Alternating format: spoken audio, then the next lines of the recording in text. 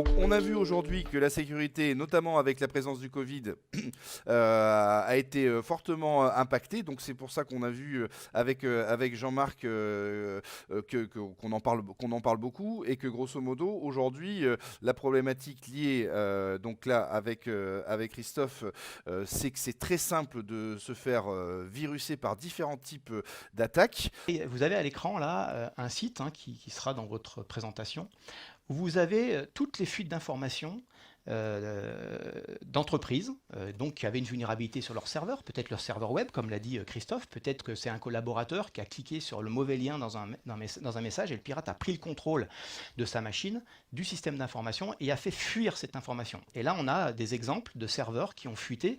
Alors récemment, là, on a Marriott Hotel là, que vous voyez en plein centre, il est assez récent. À chaque fois, vous voyez, on est en millions de comptes. On n'est pas en train de mégoter avec quelques centaines de comptes. On est des millions de comptes et on est tous impactés. Facebook, vous pouvez le voir.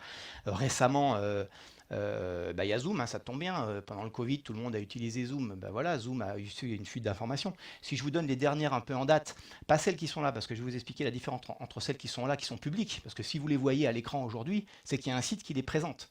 Ça veut dire que toutes les informations que vous avez ici, là, ce que vous voyez à l'écran, ces fuites d'informations, les 380 000 comptes d'Oxidata, les 500 000 comptes de Zoom, ce sont des comptes que maintenant nous, on connaît et on va vous sensibiliser pour dire attention, telle personne de telle entreprise qui a utilisé son adresse électronique pro pour créer un compte Zoom, son compte a fuité, donc il y a de fortes chances que son mot de passe soit connu des pirates. Il faut tout de suite changer votre mot de passe. Mais ça, on le connaît.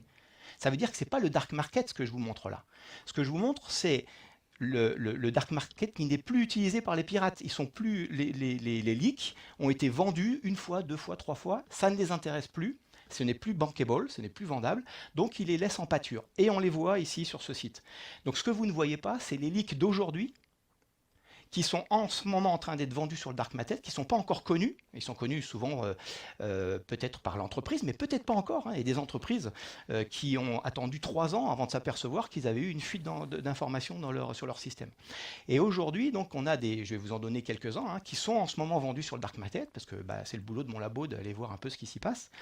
Et peut-être que vous êtes impacté. Alors vous avez entendu parler de Honda, peut-être il n'y a pas longtemps. Pourquoi est-ce que Honda il a arrêté son processus industriel à cause du ransomware? Mais Honda, ça faisait 6 mois que les pirates étaient en train d'aspirer toute l'information de l'entreprise. Tous les comptes clients, tous les comptes de collaborateurs. Et donc ces comptes-là, en ce moment, ils sont vendus sur le dark market. Donc au-delà du 20h qui nous dit que Honda a arrêté la production parce que les systèmes industriels ne fonctionnent plus, la panique, c'est les 6 mois de fuite d'informations qu'il y a avant. Nintendo vient de perdre 300 000 comptes de joueurs directement exploitables avec les cartes bleues. Parce que je vous rappelle, sur les comptes de joueurs Nintendo, les cartes bleues sont directement exploitables.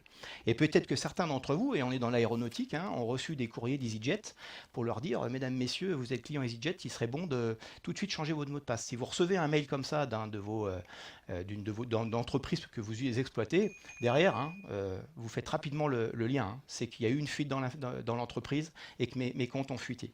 Évoquer les différents moyens d'entrer dans les entreprises et chercher des informations. Dans les informations les plus intéressantes pour eux, c'est des comptes de courrier électronique. Et ces informations, les vendre sur leur marché. Pour qui? Pour des pirates qui vont acheter ces informations. On voit là des comptes Netflix qui sont fonctionnels à 28 $. On peut aller chercher des comptes de cartes bleues. On peut aller chercher des cartes d'identité sur ces marchés. Vous avez un exemple à l'écran de tout ce qu'on peut récupérer. Ce que vous voyez là, ce sont des comptes actifs de personnes dont l'information a fuité. Les pirates sont allés chercher cette information dans des serveurs via les failles qu'on vous a déjà évoquées, dans des entreprises et vendent ces informations par petits bouts. Ils les tronçonnent. Quand on a un leak, on appelle ça des leaks, une fuite d'informations d'1 million de comptes par exemple, on va les tronçonner en petits morceaux de centaines et on va les vendre sur ce marché. À qui? À des pirates qui vont les exploiter, alors soit pour acheter des vacances, acheter des films, mais soit pour re-rentrer dans des entreprises. Parce qu'ils vont récupérer à travers ces fuites d'informations des comptes de courrier électronique. Et là, pour revenir dans l'entreprise avec des courriers électroniques très légitimes, puisqu'ils viennent d'une identité qui est connue dans l'entreprise. Et qu'est-ce qu'ils vont y faire dans cette entreprise? Eh bien, ils vont aller faire fuiter de l'information, donc récupérer l'ensemble des comptes mail des collaborateurs pour les remettre en vente. Vous voyez, on est dans un circuit fermé. Aujourd'hui, on nous parle de circuit fermé pour acheter notre lait, mais je peux vous dire que eux, ils sont dans un circuit fermé lié à l'activité malsaine, qui est l'activité du piratage. Donc, c'est le fait d'avoir pu s'anonymiser leur permet aujourd'hui de financer leur propre marché, de s'autofinancer et donc d'alimenter comme ça la vie de la piraterie. Jusqu'à présent, la piraterie était moribonde. Aujourd'hui, eh ben voilà, à cause de ces markets qui sont intraçables, eh ben on a la piraterie vit en fait. C'est un petit peu pour ça que par rapport au ransomware, je vais vous en reparler un petit peu plus tard, aujourd'hui on dit non, ne payez pas. Alors celui qui dit ça, il est assis dans son fauteuil et il est tranquille. Il n'est pas en panique avec une entreprise qui est à l'arrêt total parce que justement les serveurs sont chiffrés. Mais je vous en parlerai un peu plus tard parce qu'au laboratoire, on a analysé justement les derniers ransomware et on est capable de vous dire ce qu'ils vont faire la semaine prochaine par exemple. Christophe Maillet, donc je suis consultant sécurité et fondateur de la société Adasis. Donc nous sommes une société de cybersécurité de Nouvelle-Aquitaine. Et la petite particularité d'Adasis, c'est que nous sommes donc prestataires d'audit de la sécurité des systèmes d'information, PASI, donc qui est une qualification donnée par l'ANSSI. Voilà. Comment se protéger des pirates? Alors je dirais que de toute façon, ce qu'il faut bien voir, c'est qu'on parle toujours de sécurisation. On ne va jamais parler de sécurité en tant que telle. La sécurité absolue n'existe pas, même que vous soyez effectivement sur des environnements militaires ou autres. C'est plus protégé, mais il y a toujours des vulnérabilités. Donc on peut toujours arriver à avoir de la perte d'informations. Et donc de façon globale, ce qu'il faut voir, c'est qu'on essaye toujours de faire au mieux. Mais c'est l'éternel problème entre le bouclier et l'épée. Alors, pour comment faire, je dirais que c'est assez simple. Je parlais de l'ANSSI juste avant. Je dirais qu'il faut continuer à avoir l'ANSSI. Donc, par rapport à ça, il existe un guide. Il existe ici un guide qui est le guide hygiène de l'ANSSI. Donc, ça, c'est hyper important de se dire que de toute façon, il existe des guides auprès de l'ANSSI. Autant les suivre. Donc, ce que je vais reprendre derrière, c'est je pars du référentiel. Alors, juste un tout petit peu réorganisé, mais c'est vraiment très, très, très, très proche. La première chose sur laquelle j'insiste, et j'insisterai aussi, c'est former, sensibiliser. De toute façon, vous pouvez faire tout ce que vous voulez en termes de matériel. Si vos personnels ne sont pas formés, je dirais que de toute façon, vous aurez toujours effectivement l'erreur de la personne qui c'est bête, mais l'une des principales attaques que l'on s'amuse à faire, c'est on vous mettez une clé USB sur le parking. La clé USB sur le parking va toujours être récupérée par quelqu'un et mise dans son ordinateur, que ce soit chez vous, que ce soit au boulot. À partir de ce moment-là, si vous avez mis une clé USB, potentiellement vous avez mis un virus. Alors je dirais que c'est peut-être paradoxal, mais dès que vous trouvez une clé USB, surtout ne la mettez pas sur votre ordinateur. Je dirais tant pis pour la personne qui l'a perdue. Donc ça, c'est un des premiers points. Former, sensibiliser les personnels. Former, c'est les administrateurs, c'est les personnes qui gèrent réellement. Sensibiliser, c'est la totalité de vos personnes. Toute personne qui a accès à un ordinateur doit être sensibilisée aux problématiques de sécurité des systèmes d'information. Ça peut être en fait assez facile. Vous pouvez juste avec des formations d'une demi-heure, 1 heure, arriver à bien sensibiliser les gens. Il y a des formations qui sont faites. Essayez de les voir, de les suivre, même vous si vous êtes un administrateur système qui peut le faire. Authentifier, contrôler les accès. Alors, je dirais que par rapport à ça, il existe d'abord la première chose, authentifier, c'est que tout le monde ait au moins un user password. C'est le minimum, que tout le monde ait un compte nominatif. On trouve encore des entreprises où les comptes ne sont pas nominatifs. C'est entre guillemets, c'est absolument pas normal. Donc, il faut absolument que tous les comptes soient nominatifs. Alors après, chez moi, il y a toujours des cas hyper particuliers, on peut ne pas les avoir. Mais quand même, théoriquement, il faut essayer de généraliser ça. Avec un mot de passe, là aussi, je dirais qu'attention, ce qui est plus important que le mot de passe, c'est le fait que si vous faites une erreur, 4-5 fois, votre compte est bloqué. C'est ça qui est important. Beaucoup plus même que la robustesse. Même s'il ne faut pas que ce soit tout le mot de passe, bien évidemment. L'important, c'est le contrôle des accès. Le contrôle des accès, c'est quoi? C'est une petite notion qui s'appelle le besoin d'en connaître. Le besoin d'en connaître, c'est le fait que vous le savez tous, parce que effectivement, vous ne mettez pas à disposition de la totalité des salariés, de la totalité de la comptabilité. Les feuilles de paye ne sont pas mises à disposition pour tout le monde. Mais je dirais que c'est normal, c'est vu comme logique pour la comptabilité. Ça va être vu en fait pour la totalité des systèmes d'information. Il ne faut avoir accès, un utilisateur ne doit avoir accès que ce à quoi il doit avoir accès. Ça ne sert à rien que tout le monde ait le compte administrateur. Voilà, ça ne sert à rien que tout le monde soit administrateur de sa machine. Le besoin d'en connaître. Donc on vient sur le point suivant qui est sécuriser les postes de travail et les réseaux. Les postes de travail, ce que je viens de dire, il ne faut pas que tout le monde soit administrateur de son poste. Ceci ne sert à rien. Et pourtant, c'est la première des vulnérabilités. À partir du moment où un virus va arriver sur un poste de travail, si la personne est administrateur de son poste, le virus va beaucoup plus facilement tout simplement se diffuser. Pareil sur la problématique du réseau, il ne faut absolument pas que le réseau soit à plat. Ce n'est pas normal qu'un serveur de comptabilité soit accessible à la totalité des personnels d'une entreprise. Ça, ce sont des petites mesures qui sont assez simples en fait. Ce qu'il faut vraiment voir, c'est que ces mesures d'hygiène informatique de l'ENSSI, ces 42 mesures qui sont faciles à mettre en œuvre. Ce n'est pas ce qui va coûter vraiment le plus cher. Tout comme votre petit point, sécuriser l'administration. Il est illusoire de croire que les administrateurs n'aient pas accès à tout. Par définition, un administrateur a accès à tout. Donc à partir de ce moment-là, s'il a accès à tout, il y a deux choses qu'il faut faire. C'est pas logique que comme il a accès à tout, qu'il ait accès depuis son poste de travail, comme les autres utilisateurs, et lui font un poste de travail spécifique. Ceci a deux avantages. Le premier avantage, c'est que ça permet que tout le monde n'a pas accès à l'administration. Et le deuxième avantage, c'est que comme les administrateurs ils ont accès à tout, il faut surveiller un minimum ce que font les administrateurs. Quand je dis surveiller un minimum, c'est-à-dire qu'on va mettre des traces supplémentaires, on va mettre des sons supplémentaires, on va mettre des logs supplémentaires. Et bien ça, si vous êtes sur un réseau spécifique, par exemple, ce sera beaucoup plus facile. Si vous êtes sur le réseau avec tout le monde, ça va être impossible parce que tout simplement, c'est compliqué. Ouvrir son SI, on a vu avec le Covid-19, c'est hyper important d'ouvrir son SI. On voit que les gens travaillent en télétravail, mais même avant, vous avez des entreprises extérieures, vous pouvez avoir des prestataires externes qui peuvent se connecter. Donc, l'ouverture du SI, de toute façon, c'est une obligation pour arriver à travailler actuellement. Mais puisque c'est une obligation pour arriver à travailler actuellement, il faut qu'il y ait des mesures spécifiques. Un poste de travail portable, on peut le voler. Et bien, si on le vole, il faut qu'il soit chiffré. Ça paraît logique. Maintenant, de base, avec Windows, il existe une solution qui s'appelle BitLocker. Il suffit de cliquer sur BitLocker et votre poste est chiffré. Ça, c'est des choses minimum qui coûtent absolument pas cher, mais qui doivent absolument être pris en compte. Maintenir à jour son système, ce qu'on appelle le MCS. En gros, le MCO, le maintien en condition opérationnelle pour que tout marche, ça, on le fait. Le MCS, c'est le maintien en condition de sécurité. Et bon, en fait, on le fait plus ou moins et surtout, on a peur de le faire. Parce que ça nécessite de systématiquement mettre à jour en permanence tout simplement ces postes. Donc, potentiellement, des problèmes de disponibilité. Je dirais que ce n'est pas normal qu'on ait peur de faire ça. C'est même exactement l'inverse qu'il faudrait faire, c'est en permanence avoir une politique de mise à jour.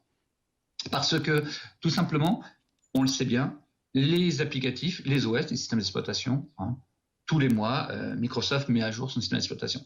C'est la même chose que vous soyez sous Debian, que vous soyez sous Linux, peu importe. Il faut le faire. Si vous ne le faites pas, tout simplement, vous exposez votre système à l'extérieur.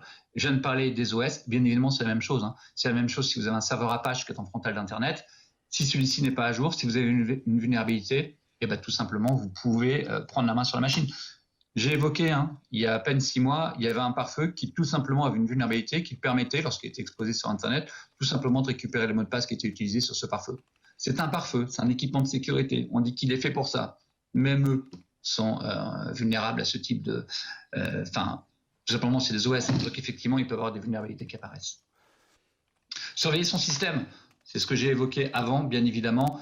Il faut avoir des traces, il faut avoir des sondes qui permettent de travailler. Mais je dirais que pour moi, et ça c'est effectivement c'est un point le plus important, c'est bien connaître son système d'information. Et je dirais que c'est aujourd'hui une des grandes failles que l'on voit, qui est la connaissance du système d'information. Alors, pour moi, il y a 3 points. Le premier point, c'est la cartographie. La cartographie, c'est quoi? C'est tout simplement mettre par écrit tout ce qui existe sur votre système. C'est mettre quels applicatifs vous avez, quels OS vous avez, qui sont les administrateurs. Ça, c'est un travail en fait permanent. Alors, il peut être automatisé, il peut être manuel. C'est toujours mieux quand c'est automatisé. Pour une TPE, déjà faites-le manuellement, c'est déjà très très bien. Ça peut être tout simplement fait un fichier Excel. Par rapport, c'est toujours pareil, l'ENSSI a mis un guide. Dans ce guide, c'est absolument pas opposé au fichier Excel. Le tout, c'est avoir une carto. Le tout, c'est de connaître son système. Une fois qu'on connaît son système, il y a un minimum faire une analyse de risque. Alors, soit sur la méthode EBIOS Risk Manager, qui est une nouvelle méthode de l'ENSSI, soit effectivement en suivant la norme 27005. L'analyse de risque, ça permet en fait de mettre en évidence les vulnérabilités en les mettant en perspective en fait de la valorisation de vos actifs. Clairement, la compta, ça peut être important. Votre processus industriel, c'est important. On va dire l'exposition de votre SI depuis Internet, c'est important. Peut-être qu'effectivement, le 8e poste qui est planqué de poste de travail de la secrétaire à l'entrée, c'est peut-être moins important, avec tout le respect que je dois à toutes les personnes, bien évidemment. Mais il y a des postes qui sont plus ou moins importants dans les entreprises. Il faut se focaliser. Toutes les entreprises ont des problématiques de coûts, tout simplement. On n'a pas des moyens infinis. Il faut se focaliser sur ce qui est important. Bonjour, donc rapidement, effectivement, je suis aussi expert en matière de sécurité, mais très orienté sur le côté confiance numérique, avec tout ce qui touche de près ou de loin à la signature électronique, à l'archivage électronique, évidemment, à la conservation des données, puisque j'ai eu l'opportunité de démarrer ce qu'on appelle un tiers archiveur dès l'année 2001. Donc ça permet effectivement de voir aussi tout ce qui a pu se passer dans le domaine. Et par rapport à ce qui a été évoqué jusqu'à présent, au-delà de faire peur, parce que c'est pas du tout l'objectif, c'est au contraire de sensibiliser et dire que ça n'arrive pas qu'aux autres. Ce que je vais vous présenter là, c'est un système qui quelque part est aussi le fruit d'une expérience qui dépasse même 20 ans, parce que j'ai déjà fait de la sécurité encore avant, et qui permet à une entreprise finalement d'être sécurisée sans avoir trop de contraintes, parce que c'est effectivement souvent les reproches qu'on peut nous faire en disant oui, je comprends bien, mais moi ça me prend du temps, je suis pas forcément équipé pour le faire, etc., etc. Mais malheureusement, il vaut mieux prévenir que guérir, comme on dit, parce qu'après il est souvent trop tard. Donc le dispositif que je vous présente là a été construit de cette façon, c'est-à-dire que plutôt que de mettre des données et de l'information en position délicate, on la protège déjà au maximum avant, et c'est le schéma qu'on a en bas ici, c'est-à-dire que tout document, au lieu d'être envoyé dans son intégralité, je dirais, vers un espace de stockage, est tronçonné en morceaux pour ensuite être envoyé dans différents espaces de stockage, c'est-à-dire même pas un seul. L'intérêt de tout ça, c'est que chaque morceau, si chaque bloc est lui-même chiffré, est totalement anonyme. Donc, une fois qu'on se situe ici du côté du stockage, si un hacker arrive à récupérer toutes les informations qui se trouvent sur cet espace de stockage, ben, il va trouver des blocs qui sont chiffrés. Si tant est qu'il arrive à les déchiffrer, le bloc lui donnera aucune information, puisqu'il sera incapable de savoir quel était le précédent, le suivant, et quel est surtout le fichier d'origine. Donc je dirais que c'est quelque part une forme aussi de chiffrement qui permet de considérablement protéger la donnée dès sa création. Autre chose à laquelle on a pensé, c'est par rapport à ce qui a été évoqué juste avant par Christophe, au niveau des administrateurs.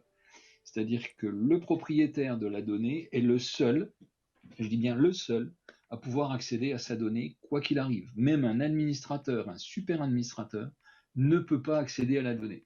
Donc vous allez me dire, ah oui, mais ça peut être embêtant. Alors oui, on y a pensé. C'est-à-dire que si jamais un propriétaire d'une donnée, un salarié disparaît, ou un accident, ce qui peut arriver à tout le monde, il n'y a pas forcément que de la malveillance, il y a une procédure de recouvrement, mais cette procédure passe par l'intervention d'un tiers de séquestre qui va vérifier que la personne qui demande à accéder à ces informations a bien les droits pour le faire. Donc ça peut paraître assez lourd, mais d'un autre côté, c'est quand même extrêmement sécurisant pour tout le monde. Ok. Donc là, également, pardon. Donc là, c'est la bloc, c'est cette première brique qui est la notion de sécurité de l'offre Pineapple.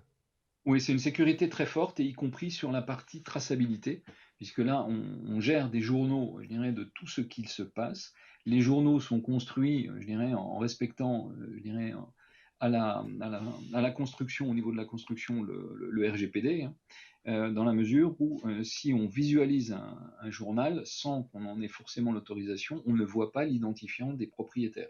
C'est-à-dire que les informations sont, pareil, totalement anonymisées, banalisées. Et les journaux sont eux-mêmes protégés, c'est-à-dire qu'ils sont infalsifiables, ils sont entièrement chaînés. Bon, ça, c'est un autre sujet. Mais sur le plan de la sécurité pure, on a donc une confidentialité qui est quasi absolue, parce que tout ce que je vous ai dit là en termes de chiffrement, c'est évidemment totalement transparent pour l'utilisateur. L'utilisateur, lui, il doit retenir son mot de passe, qu'il peut effectivement changer régulièrement, et que l'on conseille effectivement de changer régulièrement, et c'est tout. Autrement, on est capable effectivement de garantir évidemment l'origine, l'intégrité. Et l'intégrité, je dirais, aujourd'hui, je ne connais pas de système équivalent, puisqu'on fait le contrôle d'intégrité sur la globalité des fichiers qui sont gérés, bien évidemment, mais on fait également le contrôle d'intégrité sur chacun des blocs une fois que le fichier a été découpé. En termes de pérennité, on assure effectivement une conservation ad vitam aeternam, donc ça on pourra y revenir. Et puis, donc, le résultat de tout ça, c'est qu'on a une sécurité très très forte, mais la sécurité, c'est pas toujours facile à faire entendre. Donc on a rajouté à cette couche de sécurité toute une couche d'accès aux principaux services de confiance, donc la signature électronique, le cachet électronique, l'horodatage, des transferts sécurisés, même des transferts recommandés électroniques. Et comment on réalise les signatures? En fait, on se connecte sur des plateformes de prestataires connus et qualifiés. En l'occurrence, pour la France, on se connecte sur les serveurs de DocaPost, une grosse filiale de la Poste, de même pour les cachets, et ça nous permet également de faire du recommandé électronique. Là aussi, en termes de sécurité, la solution est quelque part significative en termes de sécurité, parce que toutes les plateformes de signature électronique aujourd'hui, en règle générale, nécessitent le fait que vous leur envoyez le fichier que vous désirez faire signer. Donc, quelque part, au niveau de la confidentialité, ça peut, dans certains cas, poser des problèmes. Là, avec la technologie Pineapple Technology, on n'envoie que l'empreinte vers la plateforme de signature, donc ce qui permet d'avoir effectivement une garantie très très forte, je dirais, par rapport à la confidentialité des données. Et puis, je dirais, derrière tout ça aussi, côté entreprise, on y a pensé, et surtout par rapport effectivement aux installations que je vois dans les grosses entreprises, même une petite entreprise pourra signer électroniquement de façon très simple. Et une fois qu'on a installé Pineapple Technology, dans la minute qui suit, je dirais, vous pouvez effectivement signer des documents, et après, vous pouvez monter dans les niveaux de signature, ça c'est un autre sujet, je dirais, au fur et à mesure de vos besoins, mais surtout ce qui est important, c'est que vous pouvez signer de façon électronique, je dirais, dans la minute qui suit l'installation du système. Et puis on a déjà prévu, je dirais, la troisième étape, et non la moindre, toujours, alors cette fois dans un souci de service, au-delà de la sécurité, pour permettre, je dirais, à tout utilisateur d'un système d'information, et Dieu sait si les systèmes aujourd'hui d'information deviennent importants, de pouvoir retrouver facilement une information, quelle qu'elle soit, et tout ça, je dirais, sans avoir à travailler sur un plan de classement préalable, sachant que là, c'est le système qui automatiquement va classer, va permettre des recherches et des associations grâce aux outils basés sur l'intelligence artificielle. Dans la première partie, ce marché qui alimente la piraterie, et c'est pour ça qu'il y en a de plus en plus et qu'il y en aura de plus en plus. Et je vous ai expliqué donc ces fuites d'informations, en quoi elles consistent. Dans les diapos suivantes, je vous expliquerai comment le pirate, ce qu'il fait chez vous. Mais là, en l'occurrence, ces fuites d'informations qui sont visibles, comme je vous l'ai dit, il y a toutes celles qui sont actuellement vendues sur le Darknet que vous ne voyez pas ici. Il est très pénible de voir dans ces fuites d'informations qui sont issues de sites, comme vous le voyez, qui ont eu une vulnérabilité à un moment donné, des noms d'entreprises. En fait, on voit des noms de collaborateurs, des adresses mail de comptes Marriott Hotel, Facebook. Alors, je vais prendre un exemple concret. Je vais vous prendre l'exemple en février de la fuite d'informations d'Estée Lauder. Estée Lauder, c'est produits cosmétiques, que vous verrez sur le site présent à l'écran là, peut-être que dans un an, parce qu'actuellement c'est vendu en piraterie. Eh bien, on trouve des adresses électroniques d'entreprises françaises, de ministères français.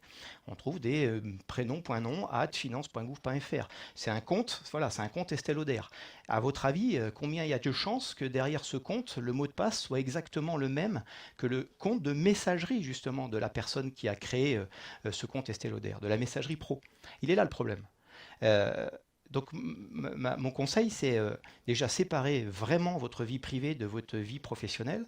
Vos comptes professionnels ne doivent, voilà, c'est ce que je vous mets ici, ne doivent servir que pour la partie professionnelle, parce que en mettant déjà votre adresse électronique pro sur des sites privés, pour créer des comptes à vous, privés, à la CNCF, à où vous voulez, déjà vous commencez à mettre en danger votre entreprise.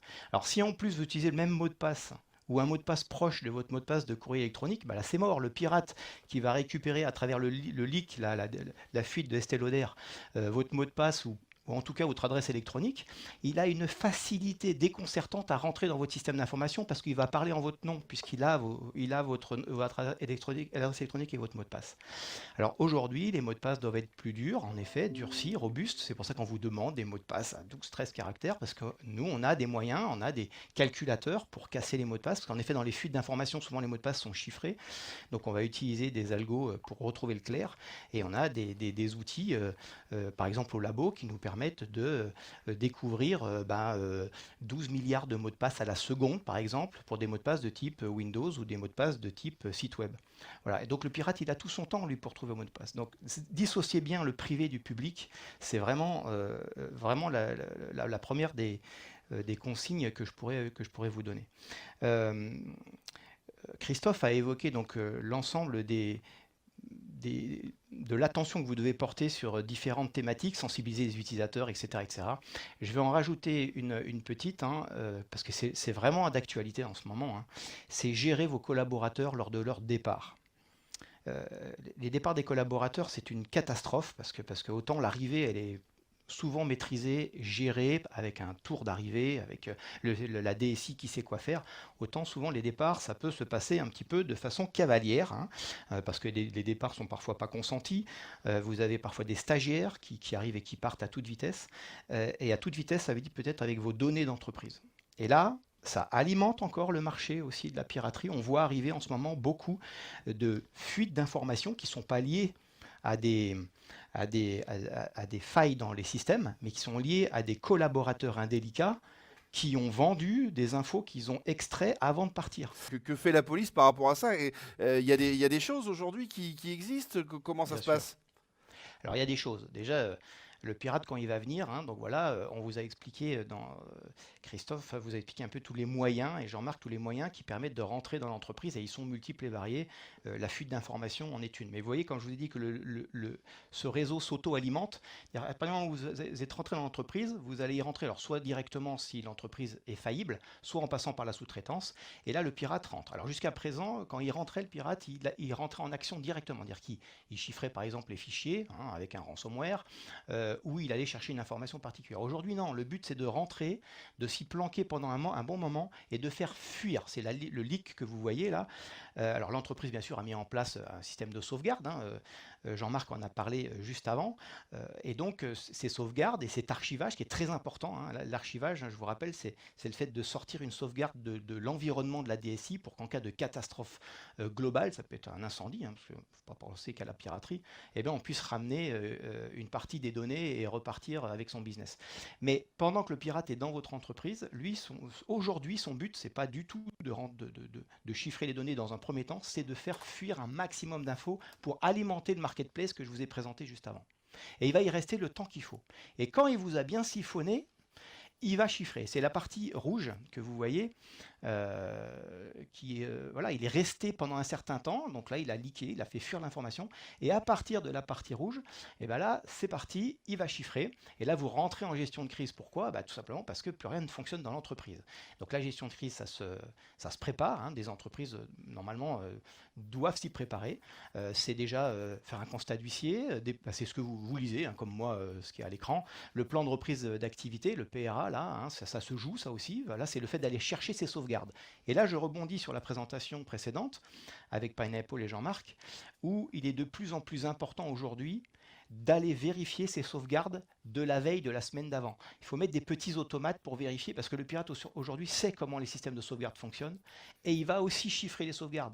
Pour ceux qui utilisent Vim, par exemple, parce que les derniers ransomware à la mode connaissent tout à fait le fonctionnement de Vim, et bien le pirate, pendant qu'il est en train de faire leaker l'information, qu'il est en train de la faire fuir, il va regarder quel système de sauvegarde vous avez, pour qu'au moment où il va lancer le chiffrement de vos fichiers, il lance aussi le chiffrement des sauvegardes. Et donc c'est très important d'avoir un système de sauvegarde où vous avez un système de vérification, et Jean-Marc en a parlé avec Pineapple, de vérification que la sauvegarde précédente est toujours viable et qu'elle n'a pas été touchée. Et alors typiquement, là sur cette première étape, c'est quoi les pirates? Ils encourent quoi en termes de... Tout à fait. Donc là, jusqu'à présent, ils n'ont pas rançonné. On est dans la période bleue. Ils sont dans l'entreprise. Ils n'ont pas le droit d'y être. Donc la loi dit c'est un tentative d'intrusion dans un système d'information dont vous n'êtes pas le propriétaire, c'est 5 ans de prison. Donc le pirate, il encourt 5 ans de prison. Alors bien sûr, il faut s'apercevoir. Voilà, ça va jusqu'à 5 ans de prison, c'est le max.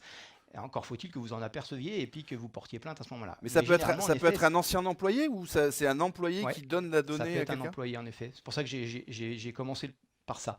Parce que il va falloir porter plainte, du coup plus contre X, mais contre quelqu'un qu'on connaît bien. Et puis à partir du moment où le pirate rançonne, Donc vous demande, enfin rentre en contact avec vous. Je vous rappelle, il s'est anonymisé, hein, il est sur un réseau où les forces de police peuvent pas remonter à lui.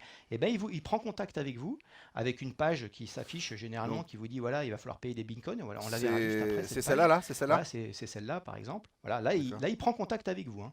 Il vous dit oh je suis là. Maintenant il va falloir commencer à passer au tiroir caisse.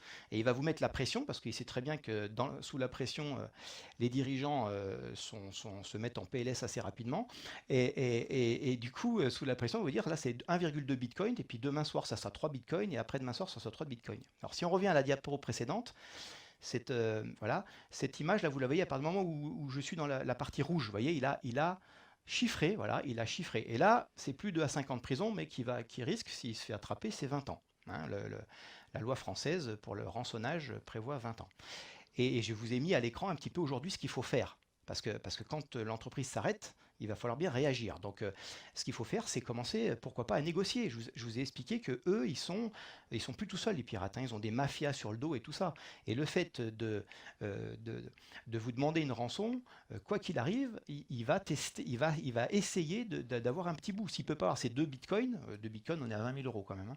Hein, et ben, il va essayer 1, il va essayer 0,5 parce que derrière, il a des commanditaires. Hein. Le pirate n'est plus tout seul. Et donc, négocier en allant chercher dans vos sauvegardes peut-être des fichiers qui sont encore non chiffrés et pour leur dire mais regardez j'ai mes sauvegardes hein, donc non ça coûte pas de bitcoin, ça coûte plus que 0,5.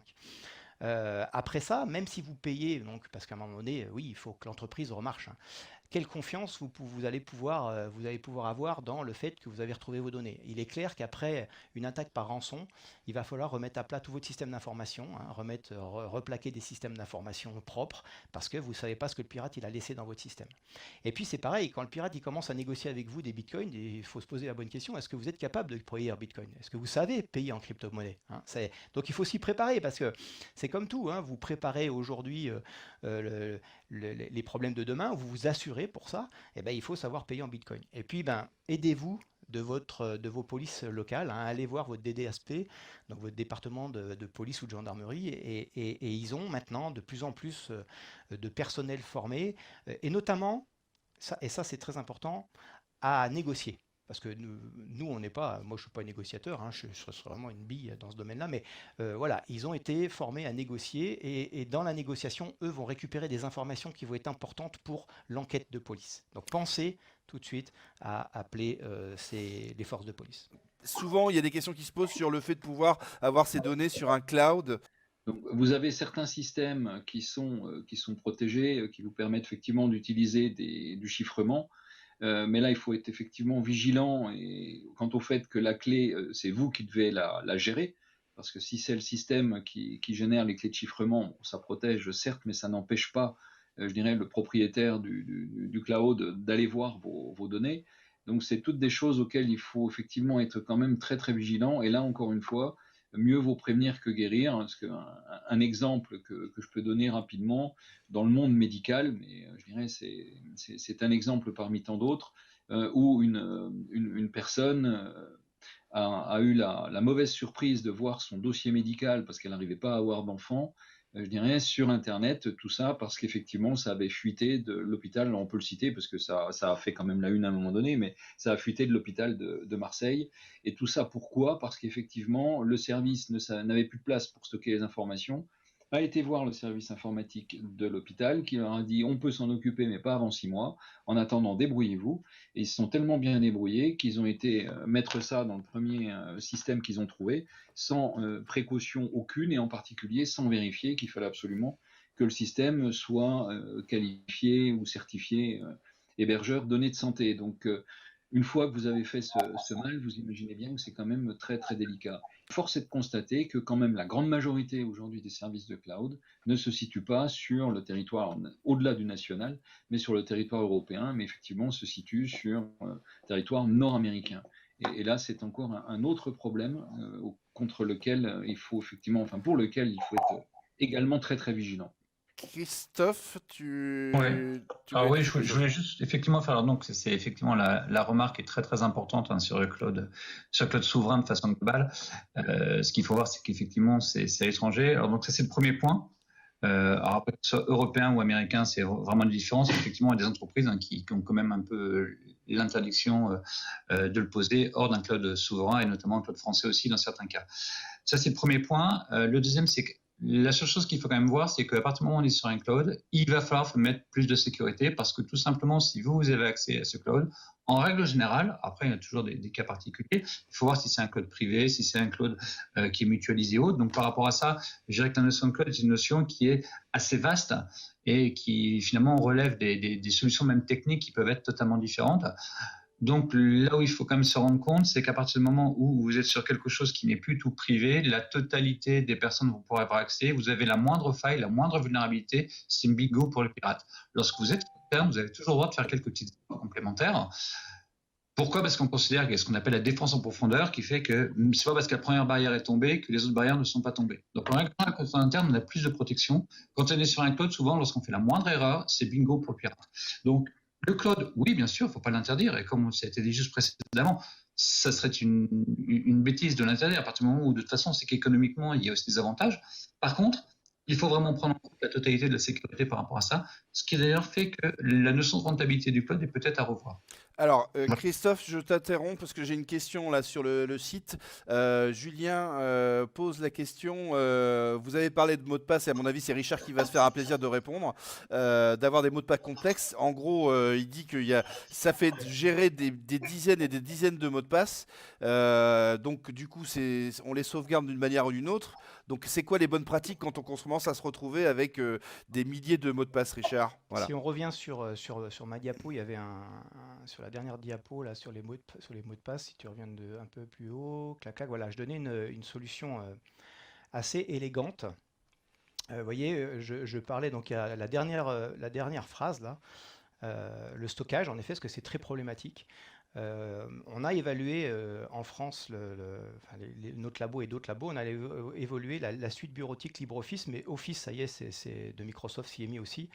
Vous pouvez tout à fait faire un petit document texte où vous mettez tous vos sites et tous vos mots de passe dans votre document Office Microsoft ou LibreOffice si vous êtes chez vous avec LibreOffice qui n'a pas de licence puisque c'est un logiciel libre, et vous enregistrez ce document avec un seul mot de passe, donc celui-là robuste, hein, et ce fichier est chiffré avec un algorithme très, très connu et pour l'instant robuste, c'est l'algorithme AES 256, et l'avantage c'est que ce document-là qui est transportable, hein, c'est un petit document texte de rien du tout. Il y a des lecteurs LibreOffice ou Office pour tout, pour votre Android, pour votre iOS, pour votre Mac, pour votre Linux, pour votre Windows. Donc c'est un moyen d'embarquer ces mots de passe de façon chiffrée. Si on se le fait voler, ce fichier-là n'est pas lisible, sans le vrai gros mot de passe que vous connaissez, et comme ça vous le stockez. Ensuite, il existe aussi plein de solutions qu'on appelle des portefeuilles de mots de passe, hein, ou qui passent en éteint, et il est validé par la NSSI celui-là. Voilà. Donc il y a des solutions très simples, gratuites.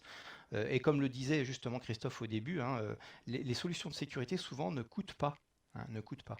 Je reviens sur le cloud et je vous invite à rester informé du projet Gaia X européen. Hein. On travaille, nous, avec la Commission européenne, avec Valérie Hayé, qui est députée, pour les informer de tout ce qui se passe plutôt sur le Darknet. L'Europe est en train de se mettre en marche pour tenter d'offrir une solution comparable à celle de Microsoft, Amazon, Google, d'hébergement public ou privé.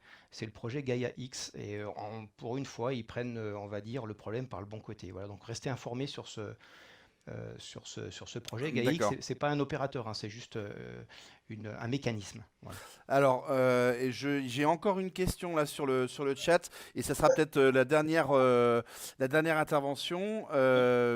L'idée, c'est quels sont les conseils simples pour donner aux petites entreprises ? Par rapport à ça, je dirais qu'à partir du moment où on s'intéresse aux problématiques de sécurité d'une TPE, il existe le guide de l'ANSSI, 42 pages, les bonnes pratiques de la sécurité. Il faut le lire, il y a 42 pages. Allez, on va dire ça prend en 2 heures, il est lu. Et là, vous avez déjà toutes les bonnes pratiques qui peuvent être prises en compte et tout ce que vous pouvez faire par rapport à votre contexte. Je dirais que la difficulté, elle est éternelle, c'est quel est votre contexte, vraiment prise en compte de vos process, de la maturité de vos personnels, bien évidemment, des mesures de sécurité et surtout des données que vous avez à protéger. Il n'y a pas de réponse absolue. La réponse, c'est 42 bonnes pratiques. C'était celle qui était guide de l'ANSSI, 60 pages. Juste effectivement... pour moi, c'est la bonne réponse qui est en fait une réponse universelle. D'accord. Jean-Marc, peut-être? Ou Richard? Donc ANSSI, hein, vous ferez la correction, c'est bien ANSSI. Pardon. Désolé. Pardon. Aujourd'hui, le marché de l'audit aussi, hein, on en a parlé, vous en avez parlé un petit peu avant, mais l'audit n'est pas fermé, l'audit de cybersécurité n'est pas consacré aux ETI ou aux grandes entreprises. Il y a des solutions d'audit très simples qui permettent de voir en fait la couverture ou ce que vous exposez à l'extérieur, qui peuvent durer une journée, 2 journées, et aujourd'hui ce sont des prestations que vous trouverez autour de chez vous. Donc une petite entreprise peut se dire ok, moi j'ai beaucoup d'expositions et donc me faire auditer. On a évoqué au début la sensibilisation. Vous avez beaucoup d'entreprises qui proposent une prestat de sensibilisation qui dure 1 ou 2 séances très rapides. Et ça a un impact sérieux parce que c'est souvent adossé à des présentations, et à des exemples concrets. D'accord. Jean-Marc, peut-être un conseil ou... Oui, juste une précision. Aujourd'hui, je suis très affirmatif là-dessus, mais je pense que quelle que soit la taille de l'entreprise, un responsable d'entreprise n'a pas le droit de ne pas connaître ses risques. Après, c'est sous sa responsabilité, c'est-à-dire de les laisser tels qu'ils sont ou de les gérer. Mais aujourd'hui, le premier danger pour une entreprise, c'est justement de ne pas être conscient de ses risques. Et quelque chose qui est assez extraordinaire, c'est que certaines petites entreprises, entre guillemets, perdues à certains endroits de la France, se croient protégées parce qu'elles sont au milieu de nulle part. Et ce qu'il faut bien avoir à l'esprit, c'est que le réseau et Internet, mais en fait, il n'a pas de frontières. Donc il faut être très très vigilant là-dessus, et c'est vrai tant pour les entreprises privées que pour les collectivités locales, hein. Le sujet est exactement le même. Richard, tu voulais rajouter quelque chose? Au même titre, hein, en effet, il faut connaître ses risques, c'est vraiment super important. Posez-vous la question, quand vous êtes tout petit, est-ce que vous avez sauvegardé vos données? Au même titre que pour vos données privées, hein. Est-ce qu'elles sont sauvegardées? Est-ce que je peux les récupérer correctement? Ou est-ce que je peux les récupérer? Si personne ne répond à cette question dans une petite entreprise, il y a un problème. D'accord. Bon. Écoutez, je pense qu'on arrive au bout du webinaire. Donc, je tenais vraiment à vous remercier tous les trois de votre intervention. Je tenais aussi à remercier la présence de Digital Aquitaine et d'Aerospace Valley qui nous a aidé à mettre en place ce webinaire. Bien entendu, on pourra mettre dans la présentation les coordonnées des uns et des autres, hein, parce que vous l'avez compris, si vous voulez parler de sécurité avec eux, on pourrait en parler pendant des heures. Donc merci à vous trois. Je vous dis à bientôt pour un nouveau webinaire sur d'autres thématiques. Je vous souhaite une bonne fin de journée, surtout un bon appétit.